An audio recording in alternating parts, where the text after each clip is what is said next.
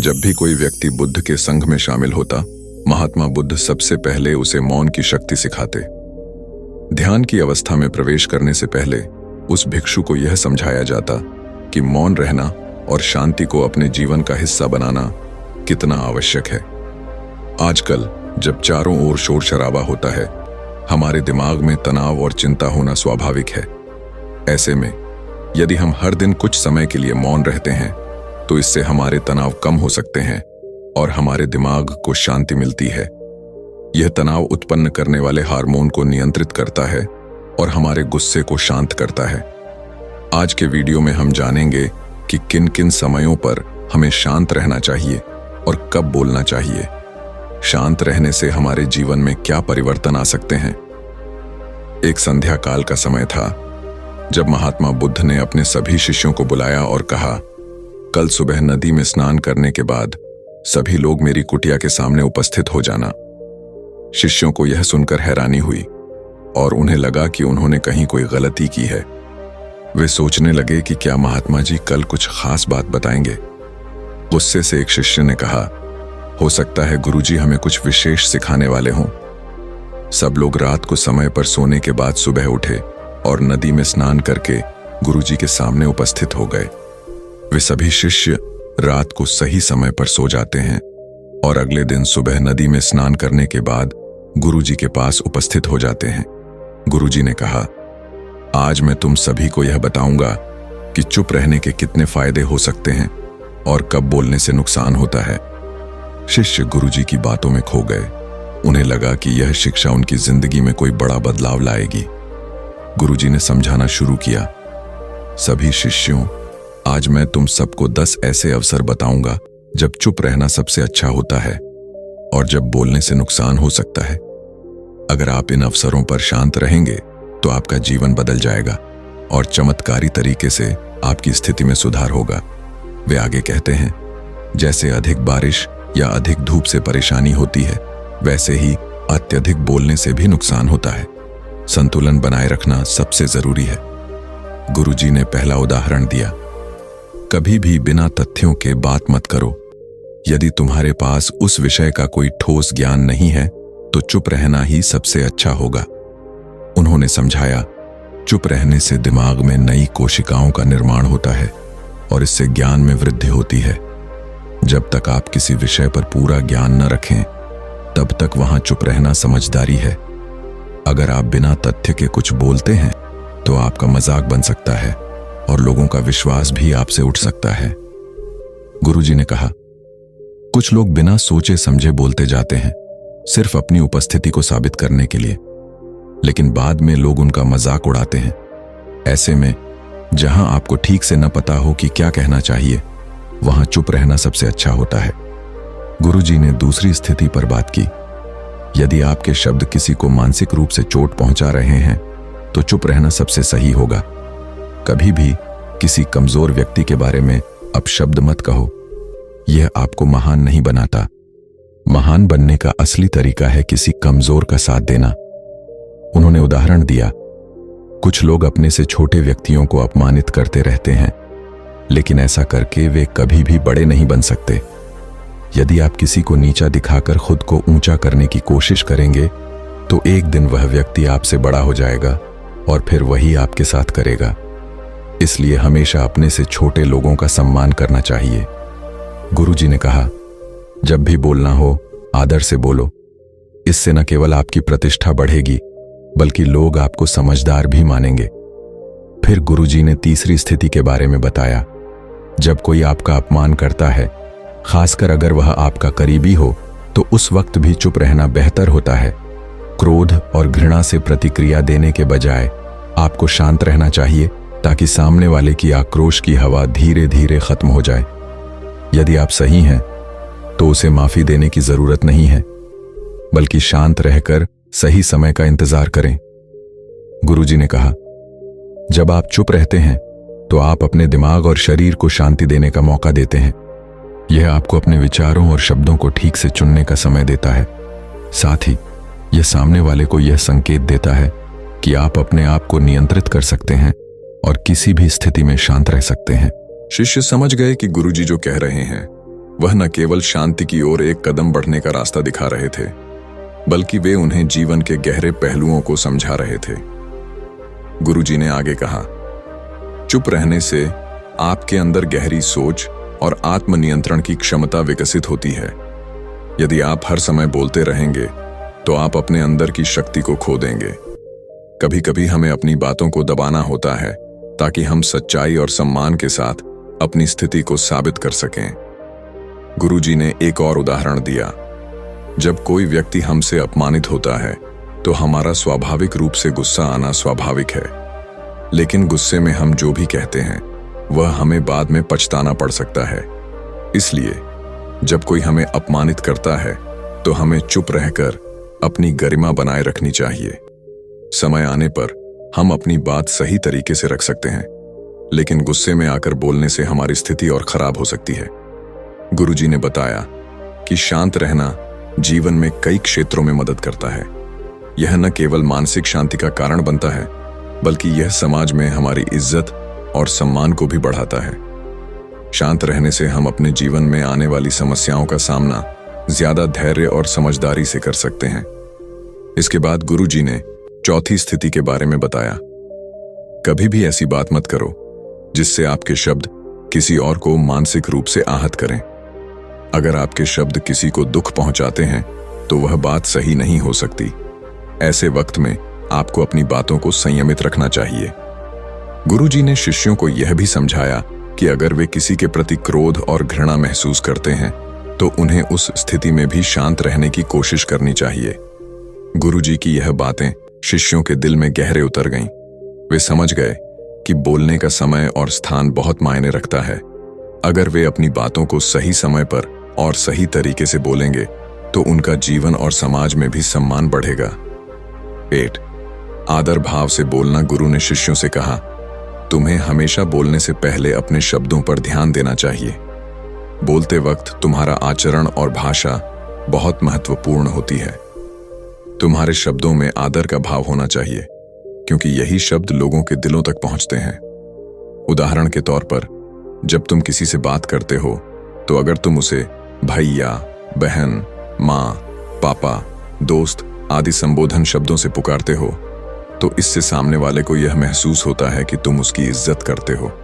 यह सरल और प्रभावी तरीका है जिससे न केवल तुम्हारी प्रतिष्ठा बढ़ती है, बल्कि लोग तुम्हारे प्रति सकारात्मक दृष्टिकोण रखते हैं। गुरु ने आगे कहा, याद रखना, शब्दों से तुम किसी की पहचान बना सकते हो और किसी की प्रतिष्ठा भी गिरा सकते हो। इसलिए जब भी तुम बोलो, सोच समझ कर बोलो। उदाहरण के लिए, अगर कोई व्यक्ति तुमसे कुछ गलत कर रहा है और तुम गुस्से में उसे गाली दे देते हो तो इससे सिर्फ तुम ही नीच नहीं होते, बल्कि सामने वाला भी तुम्हारे शब्दों को बुरा मान सकता है। इसका परिणाम यह होता है कि तुम रिश्तों में दूरियां बढ़ाते हो। तो क्रोध को काबू में रखना। गुरु ने शिष्यों से कहा, जब कोई तुम्हारे प्रति गुस्से में हो या तुम्हारा अपमान कर रहा हो तो उस वक्त चुप रहना सबसे समझदारी का काम है। तुम्हें किसी भी स्थिति में क्रोध में आकर प्रतिक्रिया नहीं करनी चाहिए, क्योंकि क्रोध और अपमान का परिणाम कभी भी अच्छे नहीं होते। इसका उदाहरण हम ऐसे समझ सकते हैं। मान लीजिए तुम्हारा दोस्त तुम्हारे सामने गुस्से में कुछ ऐसा कहता है जिसे तुम अपमानजनक मानते हो। अगर तुम तुरंत उसका जवाब देते हो तो यह विवाद और बढ़ सकता है, लेकिन अगर तुम शांत रहते हो और उसे चुपचाप सुनते हो तो वह खुद ही अपनी गलती महसूस करेगा और बाद में माफी मांगने आएगा। गुरु ने एक घटना सुनाई। एक बार एक सांप ने गुस्से में आकर अपना शरीर तलवार से काट लिया। उसकी प्रतिक्रिया ने उसे खुद ही चोट पहुंचाई। ठीक वैसे ही जब तुम गुस्से में आकर जवाब देते हो तो वह तुम्हारी मानसिक शांति और शरीर को भी नुकसान पहुंचाता है। यह उदाहरण स्पष्ट रूप से बताता है कि क्रोध से बचना चाहिए, क्योंकि वह हमेशा हानि ही करता है। 3. रिश्तों में क्रोध से बचना। गुरु ने शिष्यों को समझाया, रिश्तों में क्रोध से बचो, क्योंकि यह तुम्हारे रिश्तों को हमेशा के लिए तोड़ सकता है। उदाहरण के तौर पर, यदि तुम अपने माता पिता या किसी करीबी रिश्तेदार से गुस्से में बात करते हो तो इसका परिणाम यही होगा कि रिश्ते में दरार आ जाएगी। लेकिन यदि तुम उस वक्त चुप रहते हो और बाद में शांति से उस मुद्दे पर बात करते हो तो यह रिश्ते में सामंजस्य बनाए रखने का सबसे अच्छा तरीका होगा।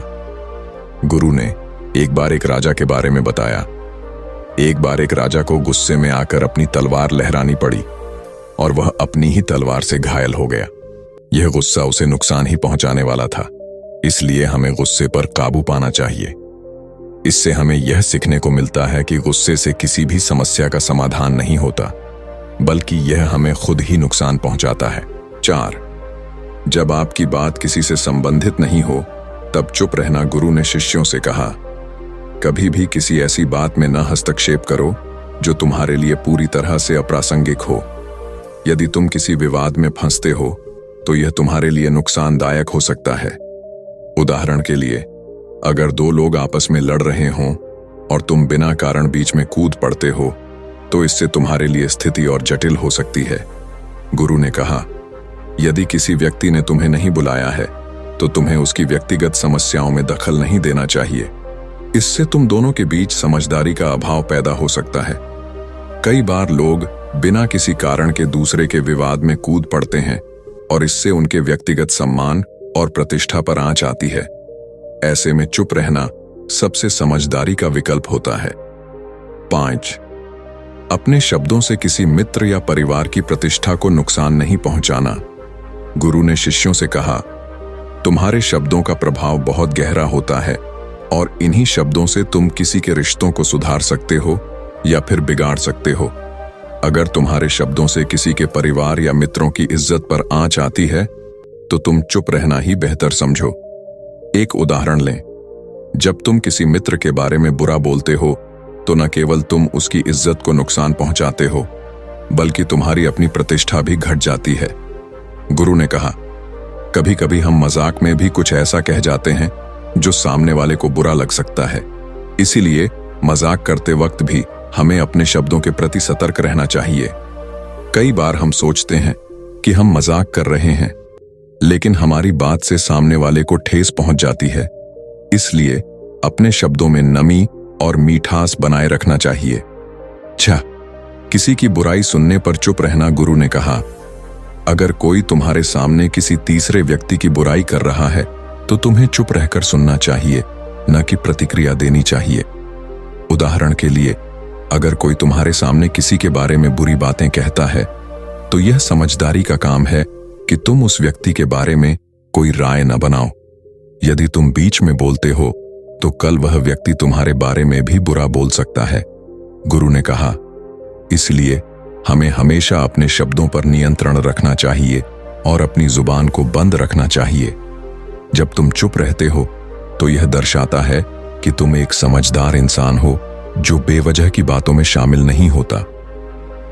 7. जब कोई आपकी भावनाओं को समझ नहीं रहा हो तब चुप रहना। गुरु ने शिष्यों को समझाया, कभी भी अपनी भावनाएं उस व्यक्ति के सामने मत रखो जो तुम्हें समझने का प्रयास नहीं करता। जब तुम महसूस करते हो कि सामने वाला तुम्हारी भावनाओं को समझने में असमर्थ है तो तुम्हें अपनी बातों को उसे बताने की बजाय चुप रहना चाहिए। इसका उदाहरण है कि जब तुम अपने किसी दुख या परेशानी को किसी को बताते हो और वह व्यक्ति तुम्हारे दर्द को समझने की कोशिश नहीं करता तो तुम अपना समय और ऊर्जा उस पर क्यों खर्च करोगे। गुरु ने कहा, ऐसे लोग सिर्फ तुम्हारी भावनाओं से खेलते हैं और तुम्हारा दुख बढ़ाते हैं।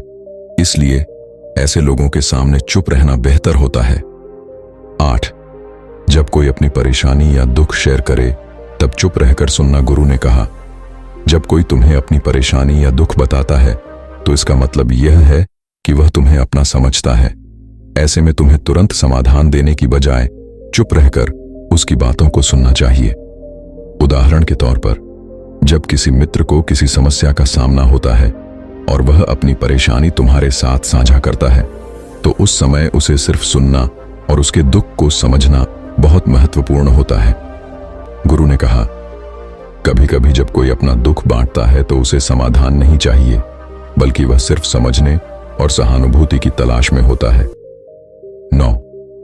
नकारात्मक लोगों से दूरी बनाना। गुरु ने शिष्यों से कहा, जहां नकारात्मक लोग रहते हैं और वहां गाली गलौज होती है, वहां से तुम्हें तुरंत निकल जाना चाहिए।